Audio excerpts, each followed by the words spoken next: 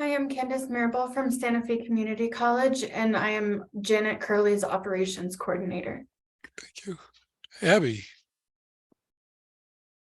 Hi, I'm Abby. I'm with the Auberly Employment Institute in McKeesport, Pennsylvania, just outside of Pittsburgh. David. Yes, I'm David Cantu with the City of San Elizario, and I'm also part of the Rio Grande Council of Governments held here in West Texas. And I'm happy to be here to learn as much as I can. Okay. Diana Napier. Yes, good afternoon, everyone. I'm Diana Napier with the Workplace. We're here in Bridgeport, Connecticut.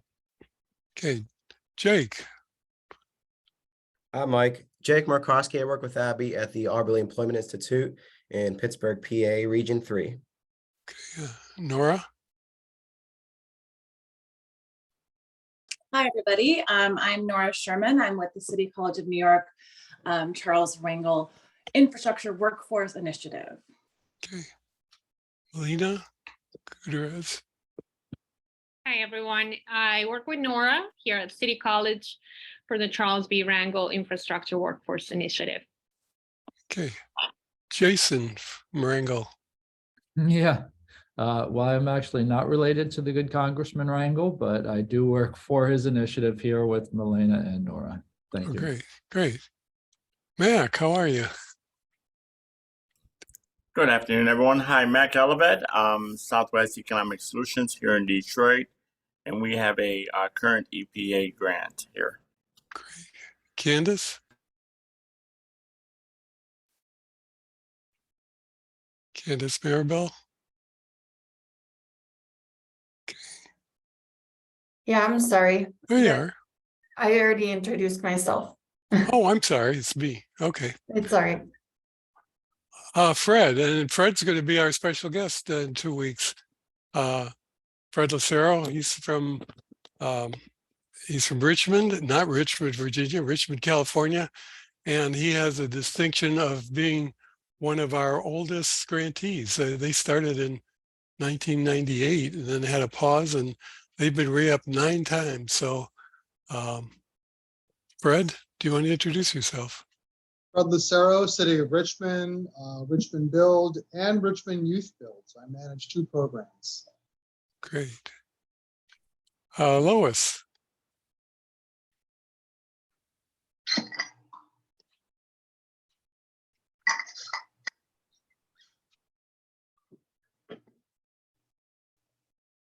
Oops, you could turn your sound on. The little button there. Okay, can you hear me now? There we go. Okay, Los Ellis here, Canton, Ohio. Been on a couple of weeks, and hopefully I can get some of you good folks to help me get started and do well. Okay, good, And good. thank you. We're going to be talking about that for the next several PLCs. B. Michael.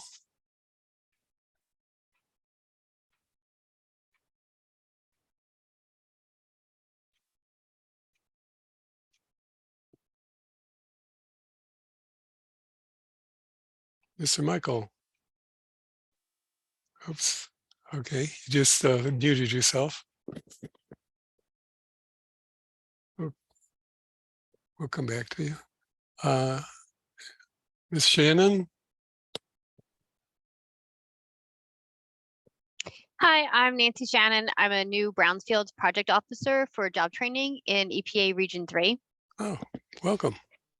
We always like to have regional people sit in. How about Laura White? She can only listen today, Mike. Okay, well, that's fine. Good morning and welcome to the PLC. Jessica Guzman.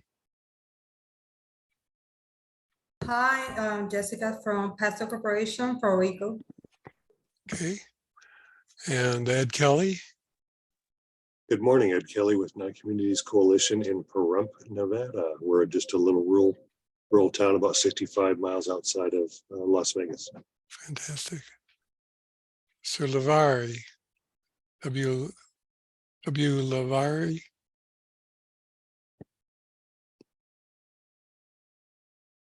If I pronounce that right. Lavari. Sorry, my full name's not on there. I'm the job training coordinator in Region 1. Excuse my pink background. I'm actually visiting Ohio. I saw those other Ohio people on here. I work in New England for the Region 1. I believe I saw Diana on here, and today I think Yes. Bruce Mendelson is speaking. Yes. Well, I don't know if Bruce will be here. Hopefully Or- Jeff will be here. Somebody I'm from not- Mass Hire, I believe, but yes. So it's Okay. nice to see some Region 1 representation as well. Great. How about did Ed Kelly? Yep, I introduced already. Okay, I'm sorry. And Rachel?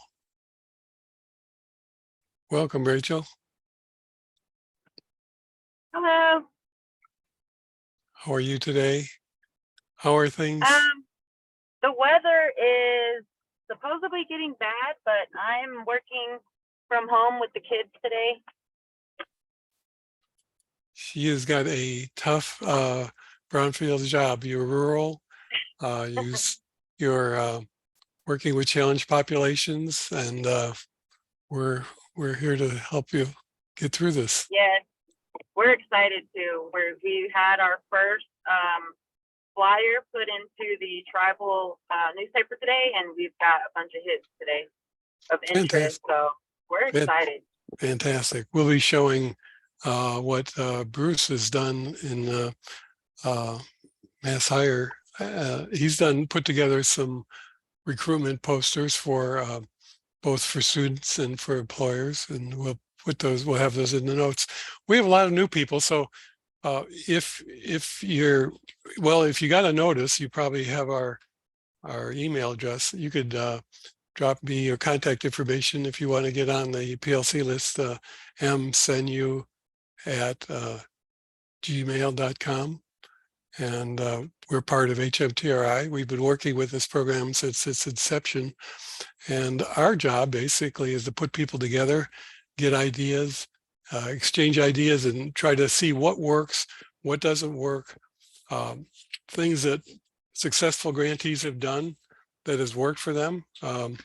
Like Fred and his program has been hit home run time after time, and he can teach us some interesting ideas. Some we've already implemented, and some we've probably not thought about. And so we're kind of putting the party together and try to get people together and see what comes out of that. Did I miss anyone? Would anyone like to introduce themselves that I missed? I hit a couple of people twice. Okay.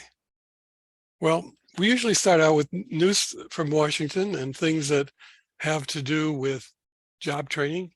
I'll turn it over to Steve, and he can go through some of the meetings that are upcoming and go from there. Steve. Okay, Mike, thank you. Again, good to see everyone. The first thing I want to talk about is the in-person 2023 HMTRI all grantee meeting, which will be in Alexandria, Virginia, May 24th and 25th. And the travel dates would be the day before and the day after, 23rd and 26th. So that week, that conference is going to happen. In fact, we just got a signed contract with the host hotel, which will be the Alexandria Old Town Hilton. So, but it just happened. So we're going to be getting information out to you very soon about the logistics, phone number to call in for registration. Also, we'll be sending you out a registration for the conference so we can make sure we know who's coming and all of that. So the logistics to all of that will be coming probably within a week or so, very soon. But please put those dates on your calendar if you haven't already. And again, it'll be at the Hilton Old Town Alexandria downtown. Okay, so the other piece of information I wanted to give you, or a couple things. One is the Brownfields 2023 call for ideas is open, and you may have seen that email if you subscribe to any of the National Brownfields listservs. The call for ideas will close on Monday, the 6th, so it's just going to be open for a few more days. And basically, they're looking for dynamic ideas for sessions that will explore the latest and greatest tools, methods, trends, and case studies in brownfields redevelopment, revitalization. They're looking to have at this conference, which will be in Detroit, August 8th through 11th. They're going to have over 100 panels. They're going to have roundtables, topic talks, training workshops, and much more. And this year they will feature 7 new tracks to explore the evolving brownfields landscape with topics like housing, equity, minimizing displacement, environmental justice, and public participation and assessment and cleanup approaches. So there's going to be a lot of stuff happening at the Brownfield Conference in Detroit, August 8th through 11th, 2023. And Mac, since you're in Detroit, we plan on seeing you there. So look forward to seeing you and Karen and anyone else from your organization. Also wanted to, this is another FYI, an organization that that we work closely with is called PEACH, which is the Partnership for Environmental Technology Education. Some of you know them. They have a 2-week Train the Trainer every year. They hold it at Scott Community College in Bettendorf, Iowa, which is along the banks of the Mississippi. This year, it's going to be from May 8th through the 19th. And the executive director of National PEACH, his name is Kirk Laughlin, and he always lets us know when they have anything going on like this, because he's always wanting to reach out to brownfield communities. And we've had a number of our grantees that have actually gone through this Train the Trainer before. They have a grant from the National Institute of Environmental Health Sciences. And through that grant, they've established this organization called the Community College Consortium for Health and Safety Training. And that's the organization that puts this training on. This time over the 10 days, folks will go through the 40-hour waste site worker, the 24-hour industrial emergency response, DOT hazmat awareness, confined space, non-entry rescue, hazard awareness and communication, and also disaster site worker awareness. So all of these courses will be offered. Students will go through them. This is primarily for trainers, not really administrators. You will be getting, suited up and going through all these exercises. It's a fantastic program. The trainers are exceptional. And because this is offered through NIHS, they've got a scholarship that basically 20 scholarships this year covering travel, tuition, lodging, per diem, pretty much everything. They basically pay your way. The course is free, and then you walk away with a ton of materials and a great network of trainers to call on if you ever need to reach out. The application is now available, and it will close on February 28th, and it will be in the notes, but I will also put it in the chat box here when I get done in case you're interested. If you want further information, you can reach out to them or contact Mike, Nolan, or I, because we're familiar with this organization and might be able to help answer some questions. A couple other things. There's a couple other RFPs that are still out. One is the FY 2023 technical assistance to brownfields, basically TAB grants. This grant has a goal of guiding communities through brownfields assessment, cleanup, and revitalization processes, and helping them understand the complex brownfields related, subjects. The solicitation is anticipated to be $5 million over a 5-year period for each of EPA's 10 regions. In addition, there's a $3 million grant will be awarded for a nationwide technical assistance component. So that's one grant. There's another one called, it's the FY 2023 Brownfields Training, Research, and Technical Assistance Grants. And in this one, 5 entirely new nationwide brownfields technical assistance cooperative agreements, which will focus on 5 different areas of technical assistance and research will be awarded. And the award amounts will range between $500,000 to $1 million over a 4 or 5 year period. Again, on both of these, the application deadline is February 14th. So that's coming pretty quickly. Then the last thing I wanted to go through, there's a few questions that came in. First one was, I was not able to open the link to the PowerPoint presentation that Land Force gave at the last PLC. Do you have another link? And indeed we do. I'll even pop that in the chat box here later once I get off.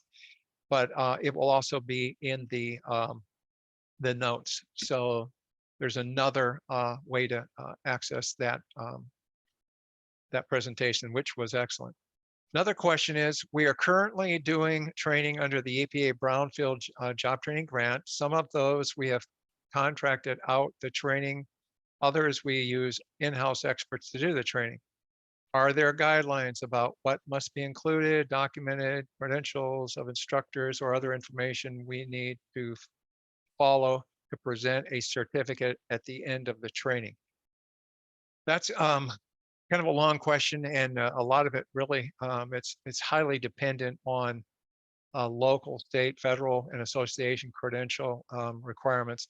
We're going to explain a lot more in detail in the notes, so just kind of keep that in mind. There's a lot of moving parts to that particular question.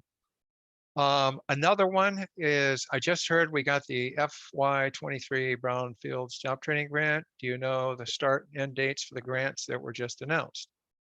And basically all selected organizations will receive official notice and a grant package shortly if they haven't already.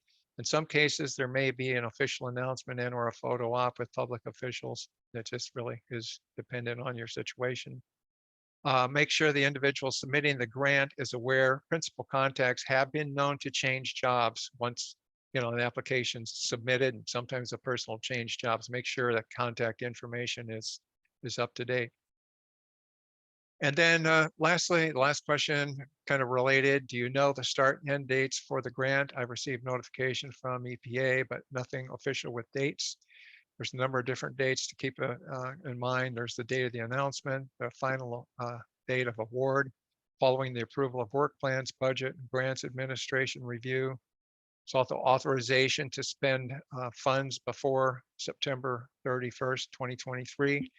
Then also there's a project period, which is 3 years for the FY21 and 22 grants and 5 years for the FY23 grants.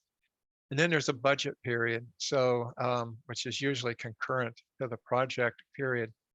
But we would suggest contacting the regional coordinator if you need to spend funds before final authorization to spend funds is given. For example, to attend the all grantee meeting on May 24th and 5th, EPA can grant permission to spend funds up to 90 days before the final authorization to spend funds is authorized. So just a heads up on that. You might want to talk to your EPA coordinator if you're in that situation.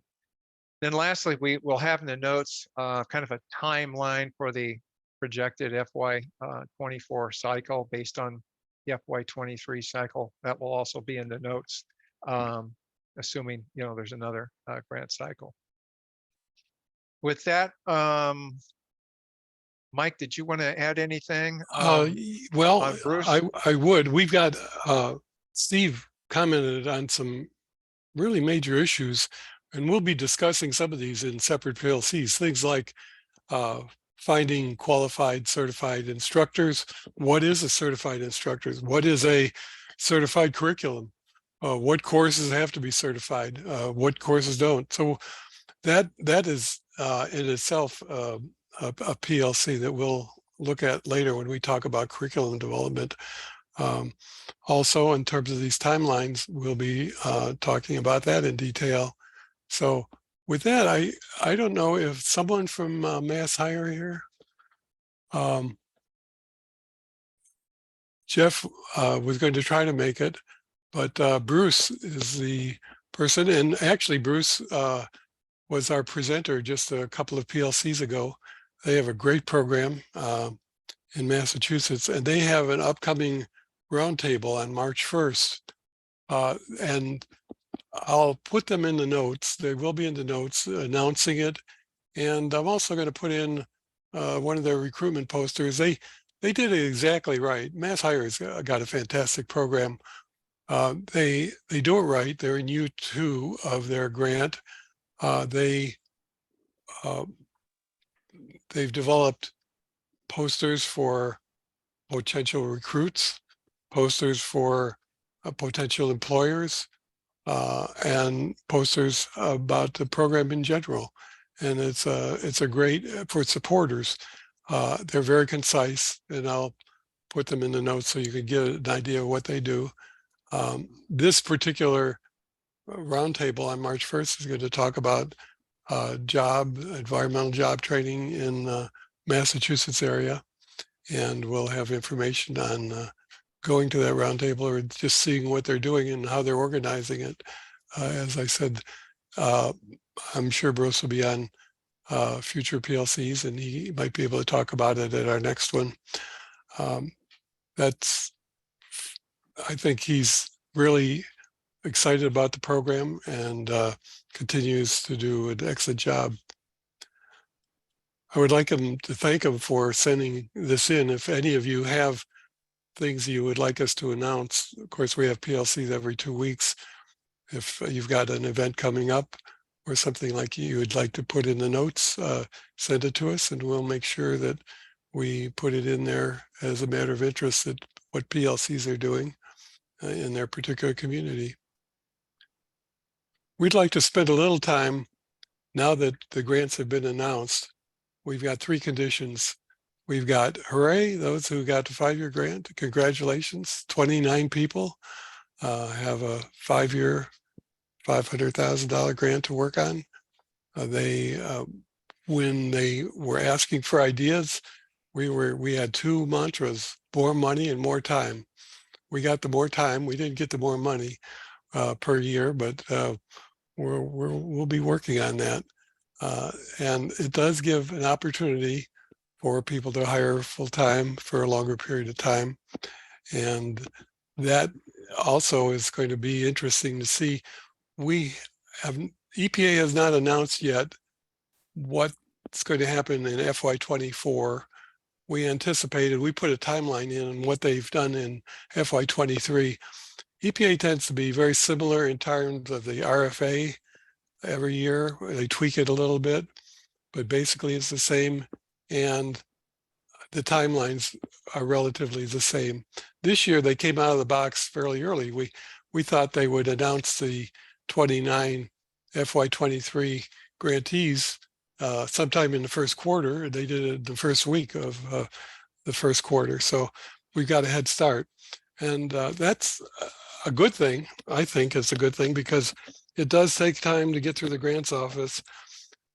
There are things I'm going to be talking about in a little while that are coming down the stream, almost like a python swallowing a piglet.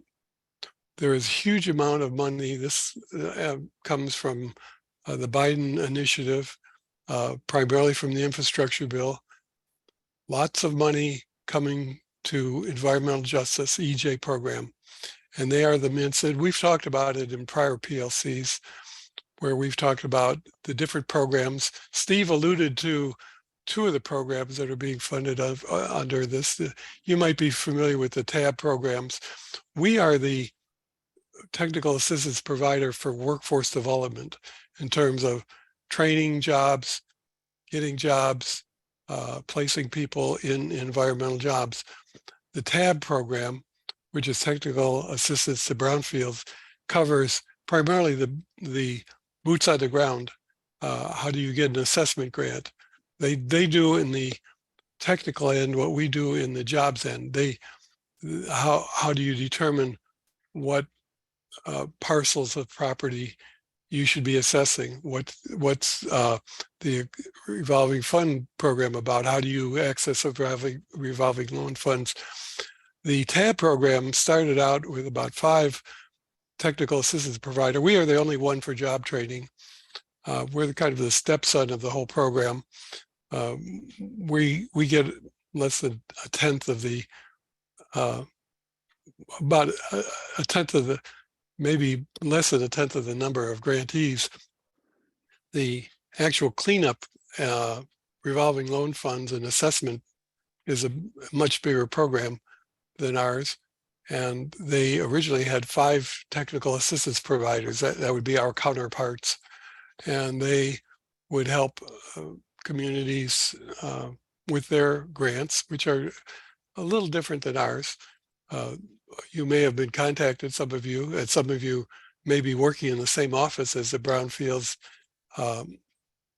TAB program, but they work closely with us, or they should be, because their communities are our communities. In fact, we'll be talking about that when it's time to look at community assessment, labor market assessments. They are cleaning up, assessing communities that are just like ours as candidates for cleanup. Now that's different. There's TAB and there's us. Some people call us a TAB program for job training. But there's a whole nother area that is, we've talked about and put in the notes, all of the meetings, the EJ meetings, and you may want to go to some of those. These are held once a month, and it talks about what they're doing over in the other shop. This shop was really not funded until this year, and all of a sudden they've got tons of money. They're setting up their own technical assistance providers for environmental justice. And these will be in every region. There'll be millions of dollars spent for technical assistance in the environmental justice area, not so much in brownfields cleanup and not so much in workforce development, but in environmental justice. And right now they're in the process of setting up this infrastructure in the federal government. They're trying to hire people, they're trying to give out grants. And what's going to happen is it's going to work down into the state level where there will be billions of dollars actually that has to be spent by 2026. It has to be out the door. And these will be environmental justice grants, EJ grants. And this will be things that are done in the community and projects having to do with environmental justice. We're talking about it might be lead pipe programs. It will be very interesting to see how that interfaces with the technical assistance to brownfields programs. There'll be a lot on climate change, resilience that they'll be talking about, identifying areas that, in fact, they're developing models as we speak to identify areas that are qualify for environmental justice funds. So that's all coming down the stream, and we'll be talking about it as it comes. It's probably important for us to know where we're at in relationship to all these funds. And I'll talk about it a little later, because some of you may be able to apply for these funds when the money starts. There will be lots of money, and when it starts coming down the stream, while it's not an environmental worker program, I think it's important that you realize there may be a lot of funds out there in environmental justice. And a lot of you are working in the whole area of environmental justice and resilience and social equity, in addition to environmental job training. So we're going to keep you informed on those programs as they come along. Well, let's shift over to, you got your grant, 29 of you. And what do I do now? And you get, hopefully, the first thing you're going to do is get your grant package.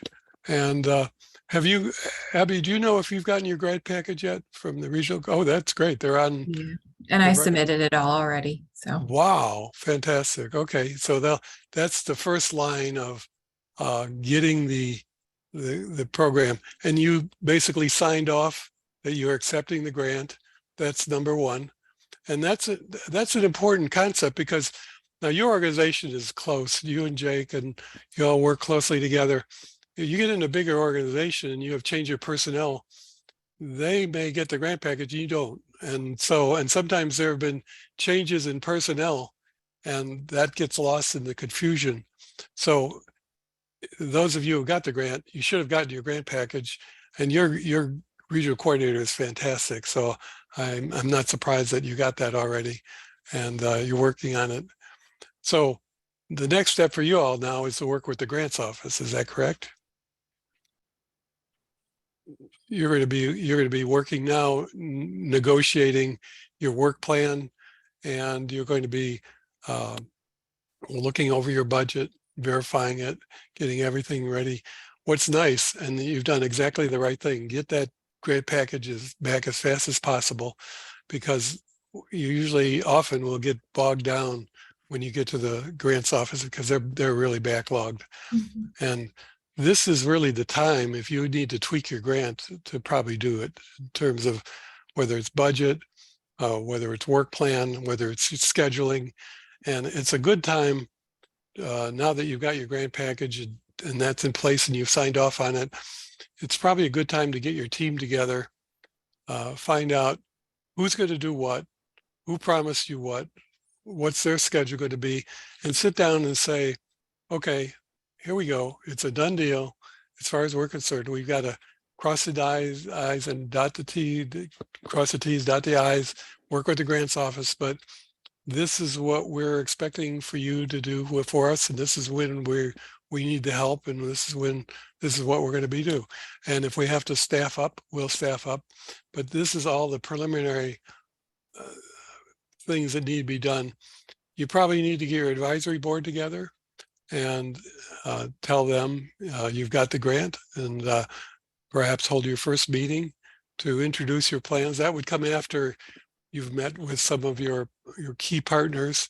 Once you know what you're going to do and how you're going to do it, you can sit down with your advisory board and get their input and what they say, and they may have new ideas on people that you may want to bring in into the program.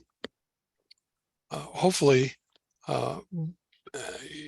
and you've already got great relationships with regional coordinators. We've got 4 new grantees who have to develop those relationships with their coordinators, and that's important. They're the people you call and work with, or their assistants, and get that line of communications going.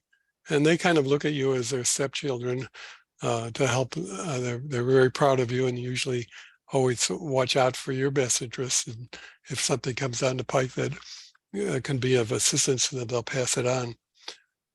Now, hopefully you'll get authorization to spend funds soon. Now you've been a grantee for quite a while. When do you all usually get your authorization to spend funds? It's about 90 days, 2 Yep. to 3 months. Yeah, we're shooting for April 1st. That's good.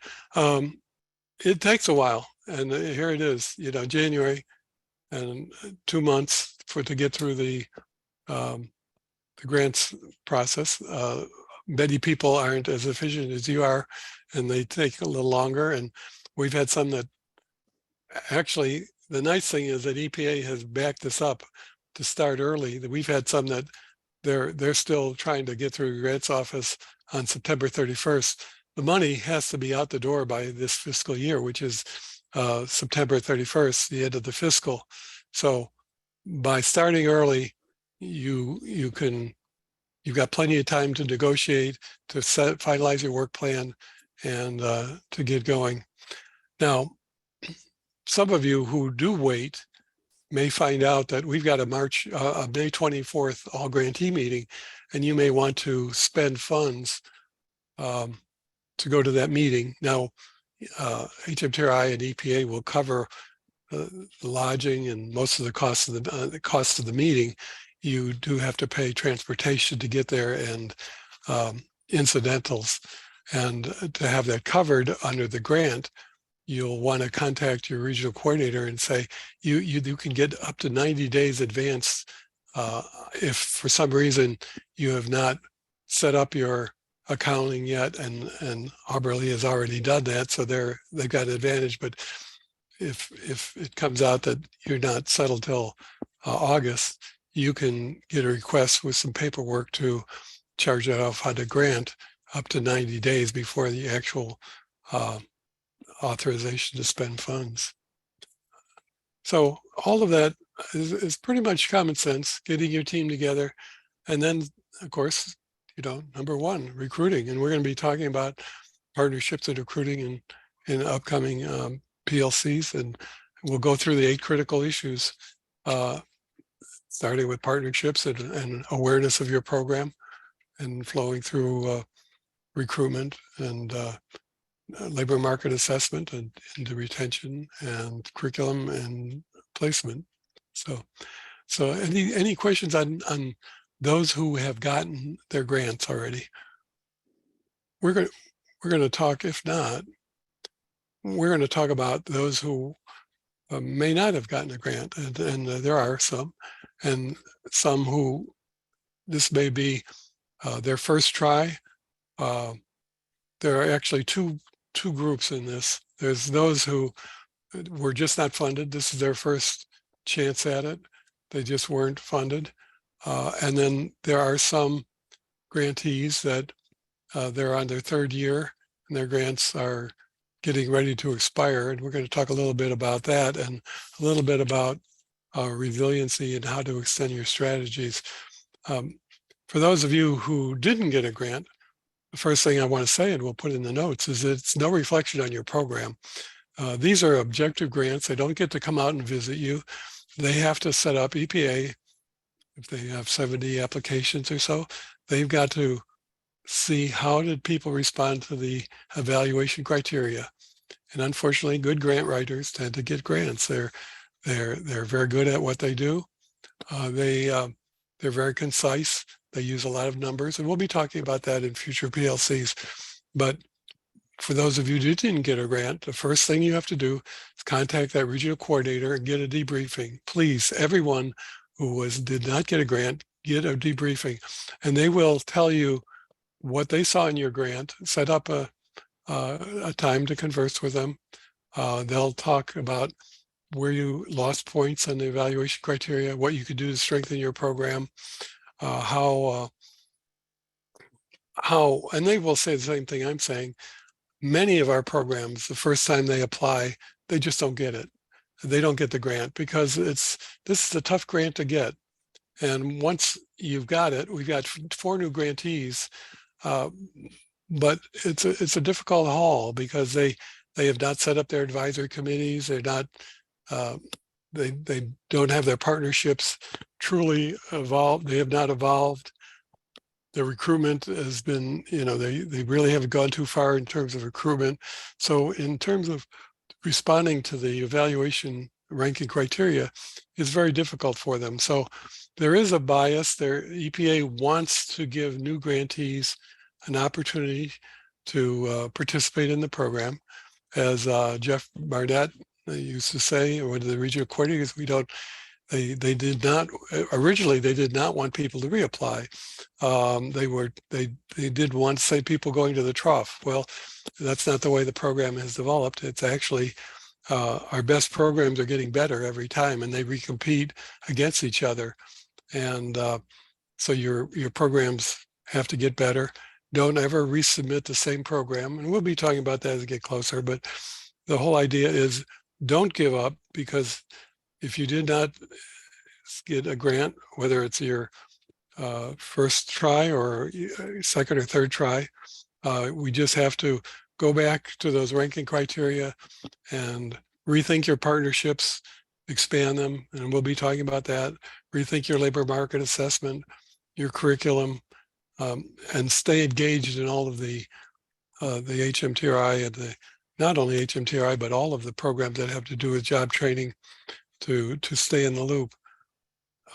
There are some programs that they've done their 3 years, and we've had programs that have left BJT, Brownfield Job Training, and they've come back. And in fact, we had one this year, Tacoma, left for several years and they came back. And Northwest was another one. They leave the program and then they come back. Sometimes it's a matter of writing a grant and you're competing against some really good grant writers, and you may have been in a hurry. You can't write this grant in a month. It's really takes a period of time to start putting the pieces together and develop the partnership. So maybe you were writing a different grant. Your 3 years is up and now you've got to find, do I shut the program down? What do I do? And I have always encouraged people, try to keep the program going. Do something to keep your program going. Now, as I had mentioned earlier, there's going to be a lot of environmental justice money coming down the pike. This happened with St. Nick's, where they ran out of time. do not get re-upped, but they were able to get additional funds. Those funds might come from Department of Labor, they might come from the state, there might be a transition type of grant. So start looking for other grants that are very similar to job training to keep your team together, keep your advisory committee together. You basically don't want to have to start from scratch again. If you've been away too long, you're almost starting over. Try to keep your partnerships up.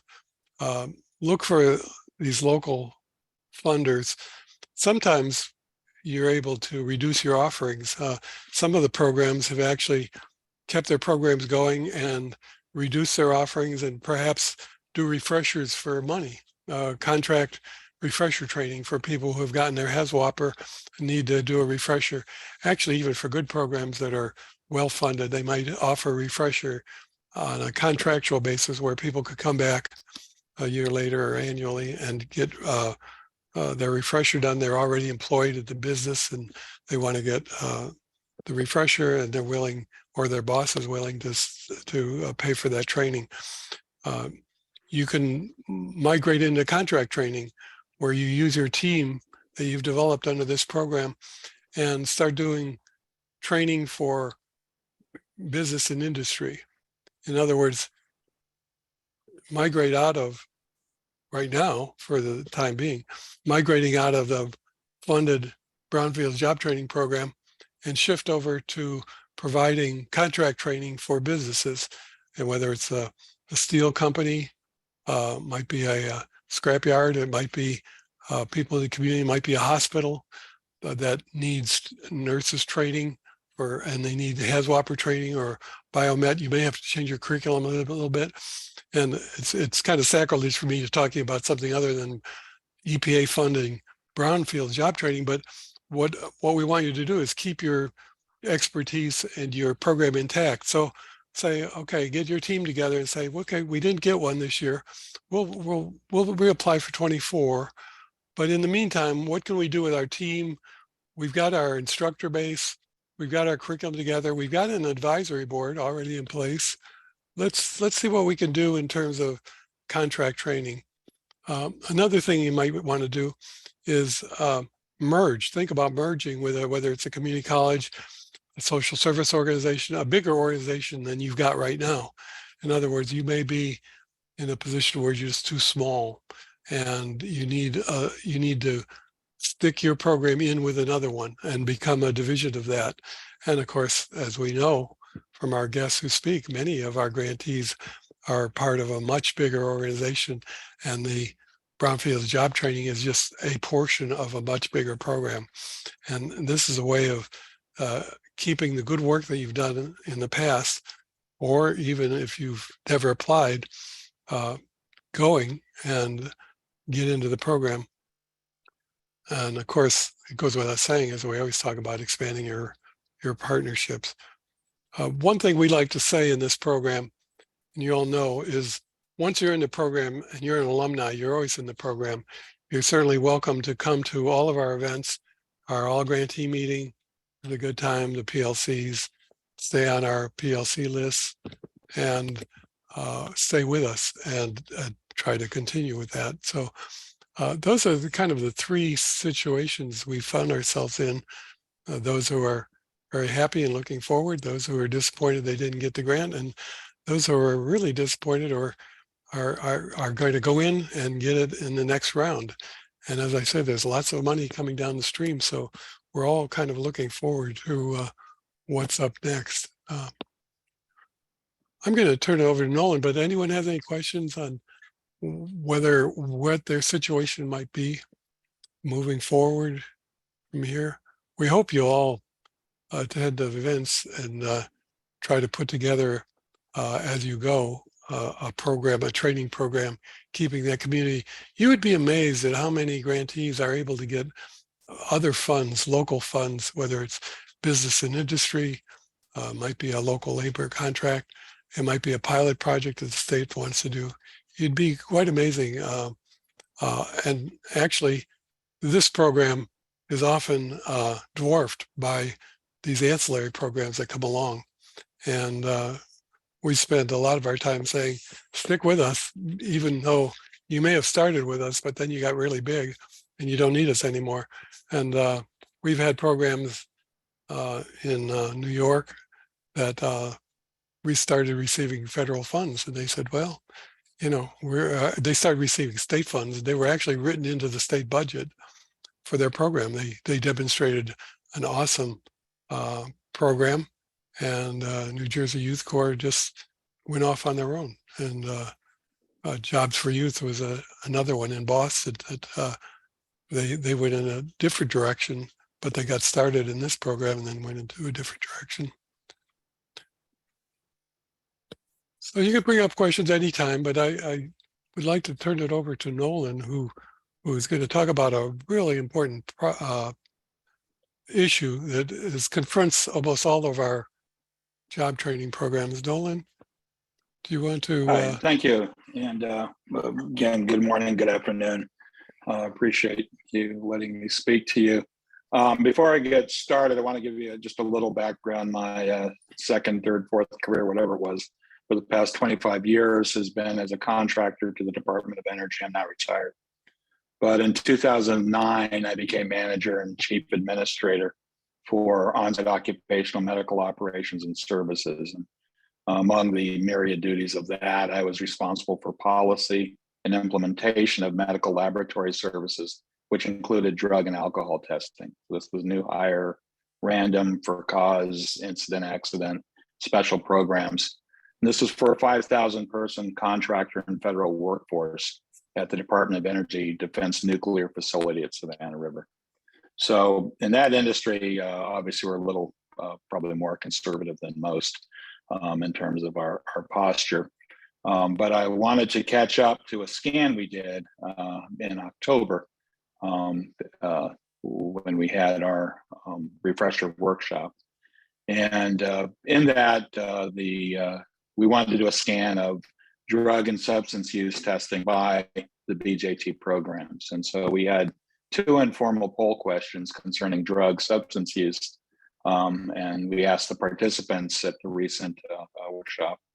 And they were high level scan just to determine pretty much how grant recipients handle drug substance use testing in their programs. So the first question was about our BJT program requires drug substance abuse testing.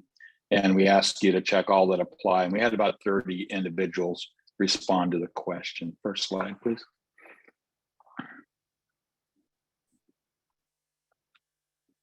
So anyway, the breakout was about 40% of the respondents had testing prior to participation.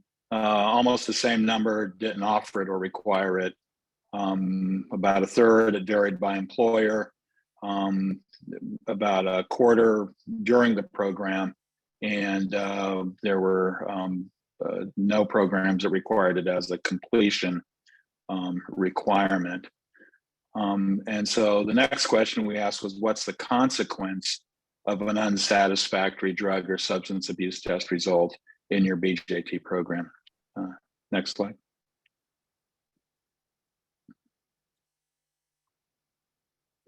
So about 40%, again, didn't offer it, so there was none. About 37%, it resulted in termination. About a third had some version of counseling. About 23%, or just under a quarter, had temporary suspension. And about 3% had probation. So next slide, please.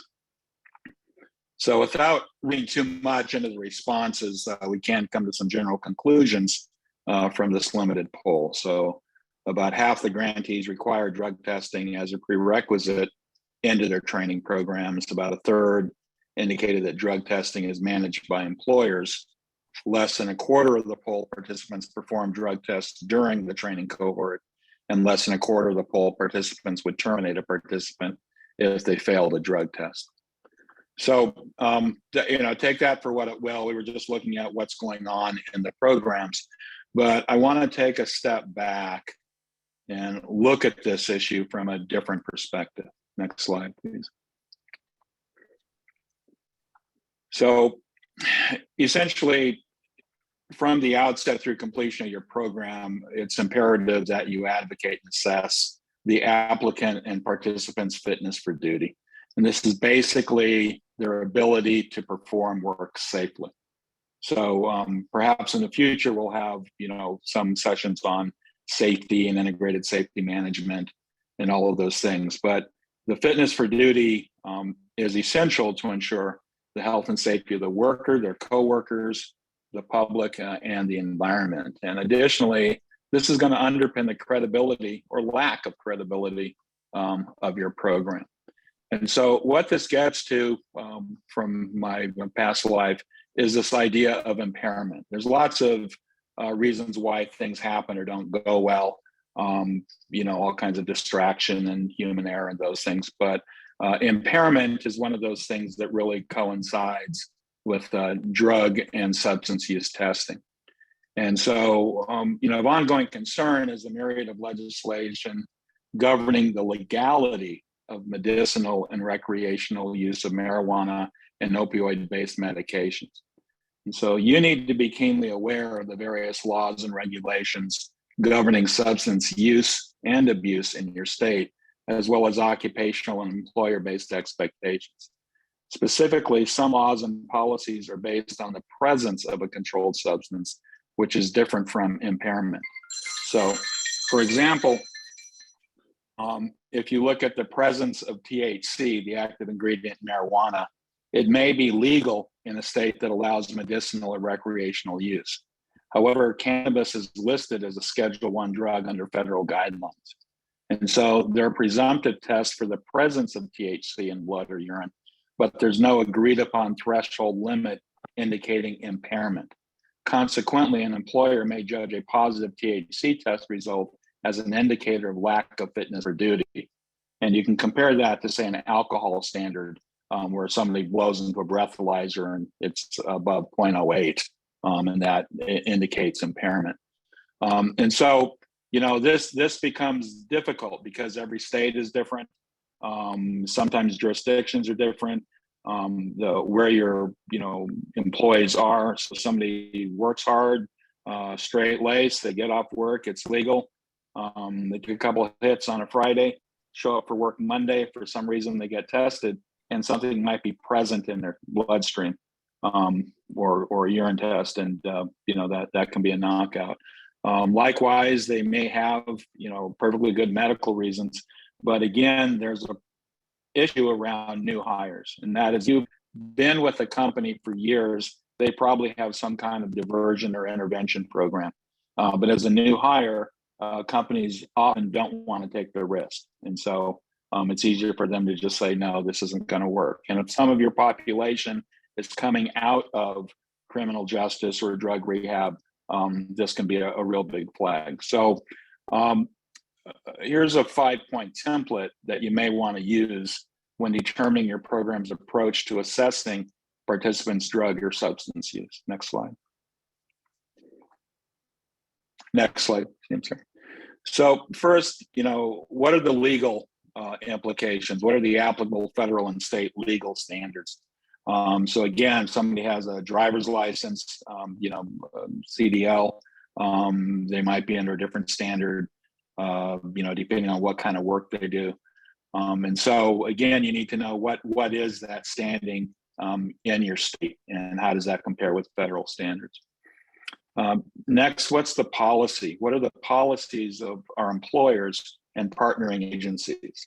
So, again, it's important to understand where they are in terms of how they view employees and, what happens when an employee tests positive. Safety. There's a question, can a worker who is impaired or under the influence perform work safely?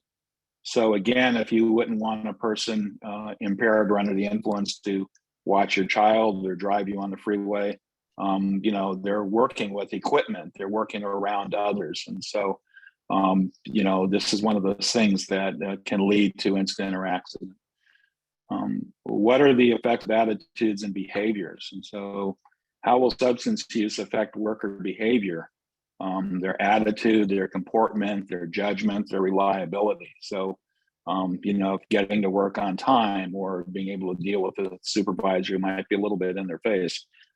These are all things that are influenced by substance use. And this doesn't mean abuse, it's just substance use. And then 5, the reputation. How will a for-cause termination impact your program's reputation and future graduate placement? So regardless of the decision you make concerning your program's direct, indirect, or hands-off management of participant drug or substance use, it's important that your participants understand the potential impact or consequence of their behaviors. Again, we're teaching them how to manage their own behaviors, and they need to understand what the consequences are of these decisions they make. And again, that may be outside of legality, but it may be an issue in terms of how it appears or how it will affect them and your program. And so in assessing drug and substance use, many employers use a 5-panel drug screen, and it's standard for federal government mandatory guidelines for workplace drug testing. And in the notes, there's a link to that website. And the Department of Transportation, DOT, also uses a 5-panel urine drug test. And DOT truck drivers are required to undergo a drug test prior to employment at least once randomly per year after most accidents, and if reasonable suspicion exists that a driver under the influence or abusing drugs. And some federal and state programs rely on a determination by an occupational medical director to determine the consequence of the test results. And that means there might be mitigating factors. So in some circumstances, it's not the test itself, it's how that's interpreted by a medical officer after they've been reviewing and interviewing the person being tested. However, many employers rely on the test results alone as a determinant. And so as of this writing, I'm not aware of any employers that have diversion programs for applicants or new hires. So again, you're dealing with a population that are new hires, and so they're not going to catch a lot of breaks, probably from an employer. So they need to understand that. You need to understand that. And so whether you're doing the drug testing directly, whether some other part of your team does the drug testing, even if the employers do it, those people you're training need to understand what the implications are. And in fact, some BJT programs have moved to a more rigorous testing guideline, including a 10-panel drug test. So we live in a social world, and there's lots of issues and temptations out there, whether it's drugs, legal or not, alcohol, a number of things that can impair someone's judgment and therefore put them and your program at risk. So last slide, please. So there are some best practices for the student screening and assessment. And remember, and probably most critically, the quality and reputation of your program is going to be determined by the quality of your graduates. And so there's just no way around this. The successful programs don't rush to finalize applicant selection. You've heard from your peers that many of them do interview processes and multi-meeting processes to really have a chance to look over those applicants. And they invest the time up front to determine the applicant's fit, their motivation, their willingness to stay with the program before that formal program acceptance and enrollment. And then remember that every post-selection dropout is a lost opportunity for a different qualified student that could have benefited from your program. So again, it's not a judgment on someone's morality. It's just knowledge of what their habits or what their actions, what impacts those can have in terms of their employment and in terms of the reputation of your employers, the reputation of your program with your employers. So, if you send somebody and they're let go for cause, it's going to be difficult for that employer to say, oh, send me some more. And so it's really something I think you need to be careful with. I'm not the person to say judgment wise, that, the drug testing must be done. But I think you need to make your trainees aware of what the consequences are of drug use. And I think you really need to get with your employers and find out what their attitudes and opinions are about it. So that's it. So are there any questions? And Nolan, I have a question. Clearly, the idea of no graduate will leave here who's on drugs, whatever that you define drugs as being, but many of our programs will accept people who are on drugs, but part of their mission is help them rehabilitate before they get to the courses that may put other people at risk. So how do we address that? For example, they may accept someone who doesn't pass, they don't pass a marijuana test, but they feel they could work with them in the program to help them drop the habit. And well, again, I through, think it's, I'm sorry, go ahead. As they get through the program, they basically clean up. Okay, and that is great. And some programs have the, I say, space and flexibility to do that. Some don't. In some places, especially if you're in a jurisdiction where cannabis use is legal for either medicinal or recreational purposes, that might be a really difficult climb. We know we've had it in federal sites where people say, well, it's legal for me. I'm in Colorado. I'm at a federal site in Colorado. It's legal for me to get high on the weekend. And we say, yeah, it is. But if it shows up in your bloodstream or urine on a Monday or Tuesday, you're still done, and so it's really dependent on what is the posture and attitude of those employers. And it's not just about legal compliance. I mean, it's legal to have a beer with lunch if you're not blowing a .08, but you come back to work with alcohol on your breath and somebody might make a judgment about that.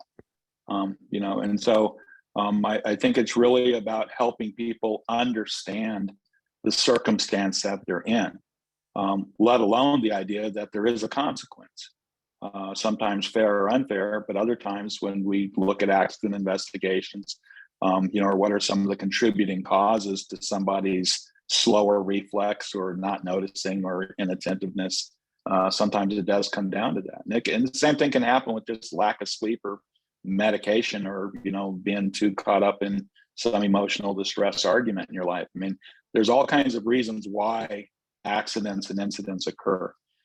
This looks at one very specific area, which has to do with substance use and how that impacts the workplace. And so the key is really understanding your employers and finding out what is their posture towards substance use. And that may or may not comport to regulation, but that's going to be their attitude about substance use. And so if you're trying to send them qualified, certified candidates, that's part of that deal. So if I'm applying for your program and I say, well, I smoke, but I really would like to become a certified hazmat truck driver. If you let me in the program, I'll stop. So how do you handle that? Do you just have a blanket order? You know you can't pass the test, you can't get in? Or well, that depends on the program. I mean, some have room, space, time, and wherewithal to manage those that, I'd call it a softer, skill area or a behavioral area. Some don't, and so that's not a, anything like a one size fits all, but it's really a decision about, is that one more thing you want to undertake? Or do you say, hey, you know what, that's great. Come back when you're 60 days clean, and we'll be happy to reconsider you or consider you. I mean, I'm not running a program. I ran a railroad, but it's that kind of thing where sometimes you just don't have the room or capacity until people change the behaviors. Other times you can help them change the behavior. You know, so I don't have a good answer for how to do it other than when we look at the successful programs, they, you know, seem to have a pretty good handle on how they want to deal with that within their cohorts. And so, you know, I always go to the back end. I always just say, look at your program. And if this person, you know, stays on the straight and narrow and cleans up and does well, that's great. If they don't, what does that do for your program? When that employer comes back to you and says, hey, the last person you sent me really didn't pan out because they're, you know, basically, you know, selling fentanyl to other employees. I mean, you know, what does that do with your program? I mean, you're done. You might as well get in a different line of work. So, you know, I always put it on what is the social community expectation, you know, and then you kind of cover that over with, you know, other issues. But the real issue is who's responsible for worker safety, you know, and I can tell you who's liable, but the person who's responsible is that worker. So you're talking about changing a behavior so that the worker takes responsibility for their fitness for duty, and they're always fit. So, you know, and again, I worked in a number of industries, and you can look at contributing factors, but, you know, we look at distraction and we as one contributing, and then another is, you know, are you impaired for whatever reason, you know, and so. And usually the health departments, you could partner with the health department to do the tests. So yeah, I'm not saying the program has to do the test. I'm saying the program needs to really be sure that the people in their cohorts understand the consequence of substance use.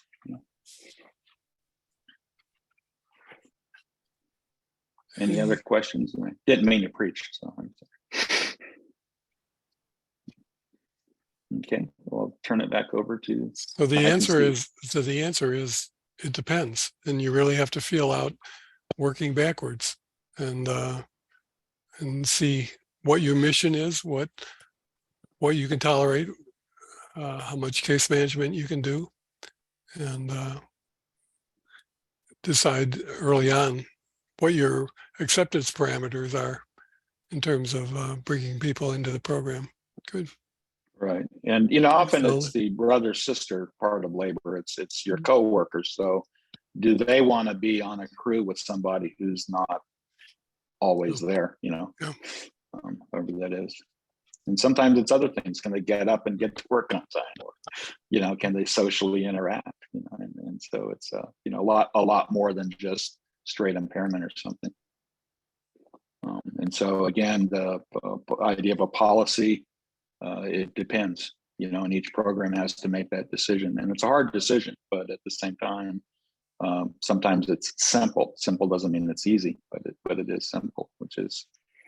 Yeah, and David commented in the notes that he said it would also help to have this in some sort of policy form. So, and this is something you really have to think about. What is our policy? And right. So each organization needs to come up with what that approach will be. And some have, and they said that it's a zero tolerance at any point in the program, you know, just like attendance is, you know, 100% attendance. You know. And some say it's up to the employer. The employer is going to test before he hires. Right. So again, you know, I don't have any problem, and a lot of employers do test, you know, Walmart test, you know, I mean, but the question is, you're having people go through this training. They're wearing your program on their sleeve in terms of reputation. And if they can't get employment at the end of that, what are they saying about your program? And what are those employers who aren't accepting them saying about your program?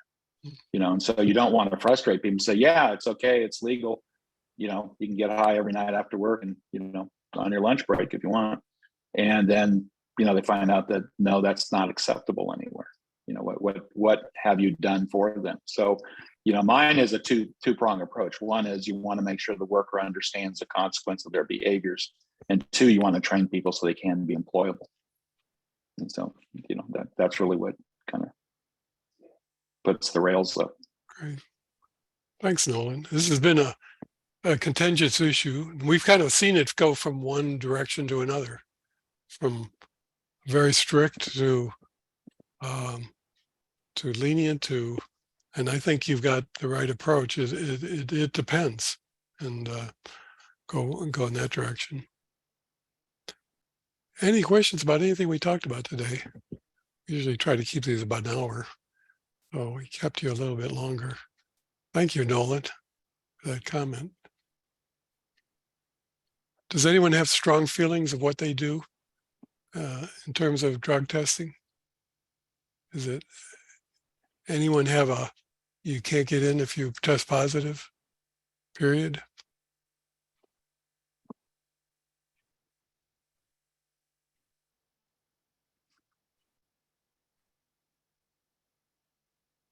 Paul, what do you all do? We want everyone that can't fit that standard.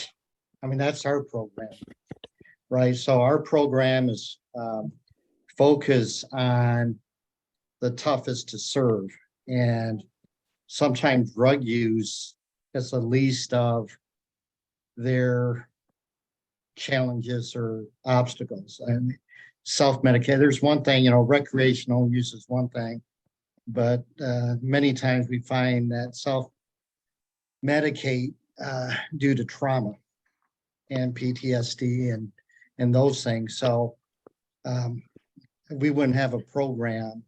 Our program is focused on violence reduction and keeping people on this side of the grass. Once we can get a little more stability, then those that have the ability to move into the private marketplace do so. And those that have a lot more challenges to overcome, they have a tendency to repeat the process. Sometimes it doesn't happen where they could have that stability or self-control until maybe 3, 4, 5, 6 different attempts at it. So it's a very, very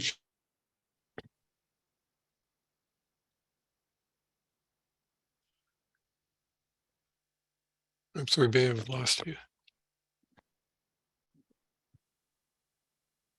Yeah, and so I'll pick up on what Paul's saying.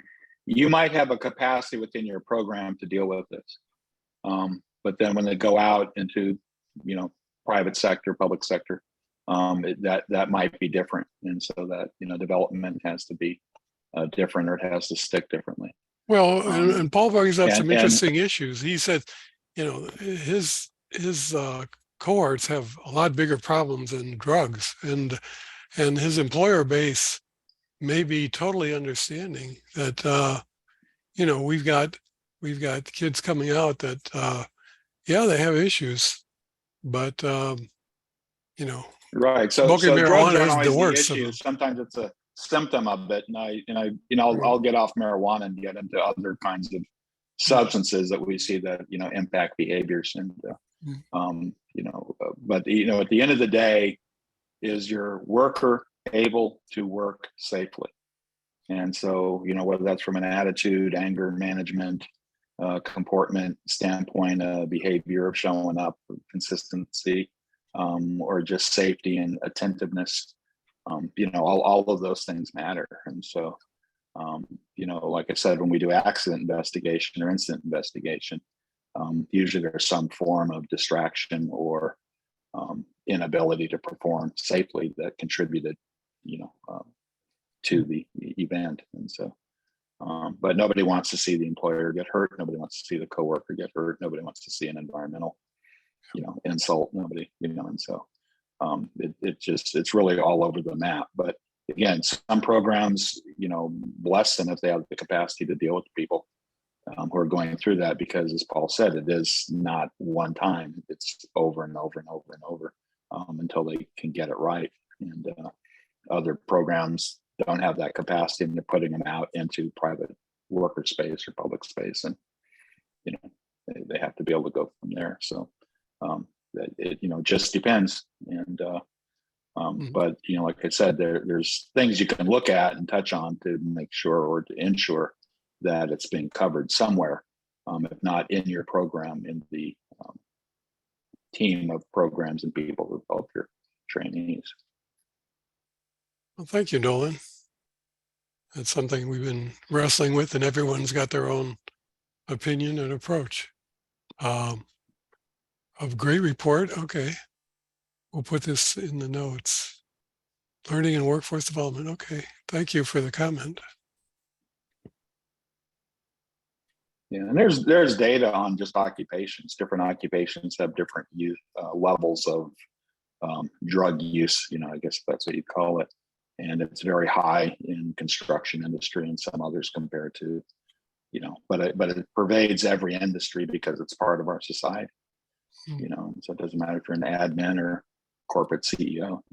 There's still this issue that pervades our society. So the real issue is, can they work safely, and do they understand the consequence of their behaviors, and can they take responsibility for that? Well, thanks everyone for coming today. And our next PLC is going to be on the 15th. And we're going to talk to someone who's been there, done this many times. Fred is a great guy. And as I said, they've had 9 re-ups, so they obviously have something going out there in Richmond. So we'll talk to him about his program. Okay, thank you. Thank you for coming, everyone. Unless you've got additional questions. Good to see everyone. Stick around for a few. Thank you. Steve, you could probably turn us off. Okay. We will put notes